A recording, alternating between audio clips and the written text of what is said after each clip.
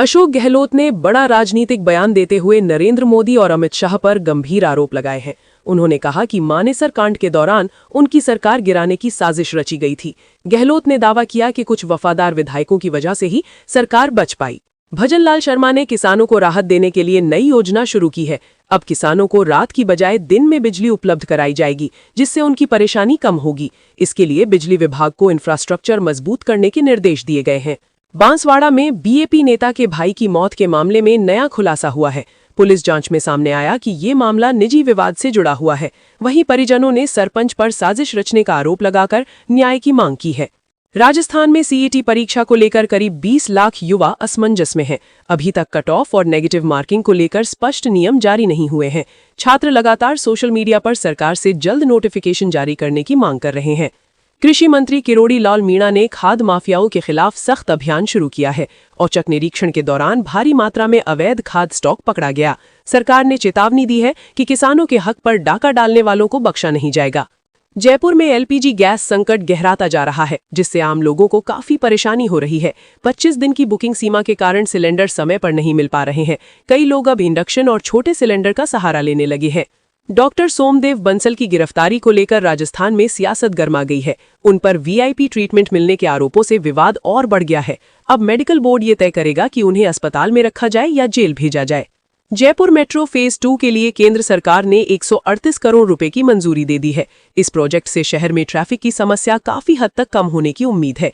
जल्द ही प्रधानमंत्री नरेंद्र मोदी द्वारा इसका शिलान्यास किया जा सकता है। कोटा शिक्षा विभाग ने बच्चों के आत्मविश्वास को बढ़ाने के लिए अनोखी पहल शुरू की है। जिन बच्चों के नाम का मजाक उड़ाया जाता था, उनके नाम बदले जाएंगे। इससे बच्चों को मानसिक रूप से मजबूत बनाने में मदद मिलेगी। मौसम विभाग ने राजस्थान में भीषण गर्मी का अलर्ट जारी किया है। आने वाले दिनों में तापमान सामान्य से काफी अधिक रह सकता है। लोगों को दोपहर में बाहर निकलने से बचने और सावधानी बरतने की सलाह दी गई है। वसुंधरा राजे के हालिया बयान ने राज्य की राजनीति में हलचल मचा दी है। विपक्षी नेताओं ने उनके बयान पर तंज कसते हुए प्रतिक्रिया दी है।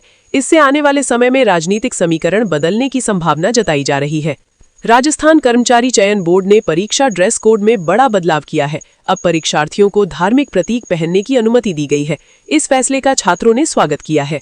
मुख्यमंत्री भजनलाल शर्मा ने 85 लाख लोगों के खातों में 1363 करोड़ रुपए ट्रांसफर किए हैं। ये राशि पेंशन और अन्य योजनाओं के तहत दी गई है। इससे गरीब और जरूरतमंद लोगों को बड़ी राहत मिली है। जयपुर के वैशाली नगर में एक विवाद के दौरान युवक की हत्या का मामला सामने आया है। पटाखे जलाने को लेकर विवाद इतना बढ़ गया कि जानलेवा हमला कर दिया गया। पुलिस ने कुछ आरोपियों को हिरासत में लेकर जांच शुरू कर दी है। धौलपुर और गंगापुर सिटी के बीच नई रेल लाइन को मंजूरी मिल गई है। इस प्रोजेक्ट से क्षेत्र में कनेक्टिविटी बढ़ेगी और व्यापार को बढ़ावा मिलेगा। रेलवे विभाग ने इसके लिए तैयारी शुरू कर दी है। राज्य के स्वायत्त शासन मंत्री ने निकाय चुनावों को लेकर बड़ा बयान दिया है। उन्होंने कहा कि अगस्त से पहले चुनाव संभव नहीं है। इससे चुनाव प्रक्रिया में देरी तय मानी जा रही है। भीलवाड़ा में अवैध खनन और ओवरलोडिंग रोकने के लिए नई तकनीक अपनाई गई है। हाईटेक कैमरों और ऑनलाइन मॉनिटरिंग से निगरानी की जाएगी। इससे राजस्व चोरी पर रोक लगाने में मदद मिलेगी।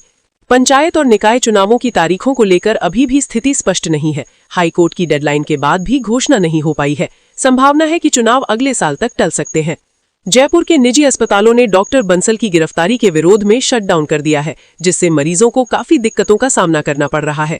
डॉक्टरों ने चेतावनी दी है कि मांगे नहीं मानी गई तो हड़ताल जारी रहेगी। आईपीएल 2026 के मैच जयपुर में शुरू हो गए हैं। टिकटों की भारी मांग के चलते कई स्टैंड जल्दी ही फुल हो गए हैं। क्रिकेट प्रेमियों में जबरदस्त उत्साह देखने को मिल रहा है।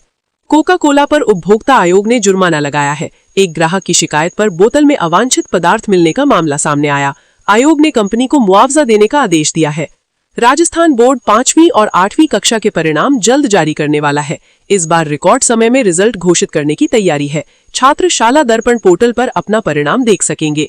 पाली जिले में 2 भाइयों ने लालच में आकर एक बुजुर्ग महिला की हत्या कर दी। पुलिस ने त्वरित कार्रवाई करते हुए दोनों आरोपियों को गिरफ्तार कर लिया। मामले की जांच जारी है। चुनाव के चलते ट्रेनों में यात्रियों की भारी भीड़ देखी जा रही है। वोटर एक्सप्रेस में सीटें फुल हो चुकी हैं और वेटिंग लंबी हो गई है। लोग मतदान के लिए अपने गांव लौट रहे हैं। भीलवाड़ा में एक विधवा महिला को लंबे इंतजार के बाद न्याय मिला है। उसे 25 लाख की ग्रेच्युइटी और पेंशन राशि दी गई। प्रशासन की लापरवाही उजागर होने के बाद ये कार्रवाई हुई। राज्य सरकार ने दावा किया है कि 24 जिलों में किसानों को दिन में बिजली मिल रही है। ये कदम किसानों की सुविधा को ध्यान में रखकर किया गया है। हालांकि विपक्ष ने इस दावे पर सवाल उठाए हैं। सौर और पवन ऊर्जा के कई बड़े प्रोजेक्ट फिलहाल अटके हुए हैं। प्रशासनिक देरी और जमीन आवंटन की समस्याएं इसके पीछे मुख्य कारण हैं। इससे भविष्य में बिजली संकट की आशंका बढ़ सकती है। गर्ल्स स्कूलों में सुरक्षा बढ़ाने के लिए सख्त नियम लागू किए गए हैं। अब बिना अनुमति किसी बाहरी व्यक्ति को प्रवेश नहीं मिलेगा। इस फैसले का अभिभावकों ने स्वागत किया है। राजस्थान में म्यूचुअल फंड निवेश तेजी से बढ़ रहा है। कुल निवेश 1.46 लाख करोड़ रुपए के पार पहुंच गया है। इससे लोगों की निवेश के प्रति जागरूकता बढ़ने का संकेत मिलता है। बांसवाड़ा में आपराधिक मामले को लेकर समाज के लोग सड़कों पर उतर आए हैं। पीड़ित परिवार ने निष्पक्ष जांच की मांग की है। आंदोलन की चेतावनी भी दी गई है। वैशाख अमावस्या के मौके पर पुष्कर सहित कई धार्मिक स्थलों पर तैयारियां की गई हैं। इस दिन स्नान और दान का विशेष महत्व माना जाता है। लाखों श्रद्धालुओं के आने की संभावना है। राजस्थान और मध्य प्रदेश को जोड़ने वाली नई रेल लाइन का काम लगभग पूरा हो चुका है। इसके शुरू होने से यात्रा समय में काफी कमी आएगी। ये प्रोजेक्ट व्यापार के लिए भी फायदेमंद रहेगा। बाड़मेर में सड़क हादसे में एक ही परिवार के 4 लोगों की मौत हो गई है। हादसा कार और पिकअप की टक्कर से हुआ। पुलिस ने मामले की जांच शुरू कर दी है। जयपुर में एक महिला के साथ अभद्रता का मामला सामने आया है। आरोपी दूसरे राज्य का निवासी बताया जा रहा है। पुलिस ने उसे गिरफ्तार कर जांच शुरू कर दी है। बाजारों में ड्रैगन फ्रूट और एवोकाडो की कमी देखी जा रही है। आपूर्ति बाधित होने के कारण इनके दाम बढ़ गए हैं। लोग अब अन्य फलों की ओर रुख कर रहे हैं। एलपीजी संकट का असर अब औद्योगिक क्षेत्रों पर भी पड़ने लगा है। कई फैक्ट्रियों का काम प्रभावित हो रहा है। इससे रोजगार पर भी खतरा मंडरा रहा है। राजस्थान के 3 जिलों में अज्ञात बीमारी से 13 बच्चों की मौत हो गई है। स्वास्थ्य विभाग ने जांच शुरू कर दी है। बीमारी के कारणों का पता लगाने के प्रयास जारी हैं। सवाई माधोपुर में पुलिस कर्मियों को जन्मदिन और सालगिरह पर छुट्टी देने की पहल शुरू की गई है। इससे उनका मानसिक तनाव कम होगा। ये एक सकारात्मक कदम माना जा रहा है।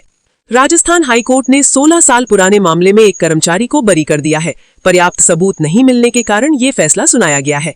अब कर्मचारी को उसके सभी अधिकार मिल सकेंगे। राजस्थान में तापमान 45 डिग्री के करीब पहुंचने की संभावना है। मौसम विभाग ने अगले कुछ दिनों के लिए अलर्ट जारी किया है।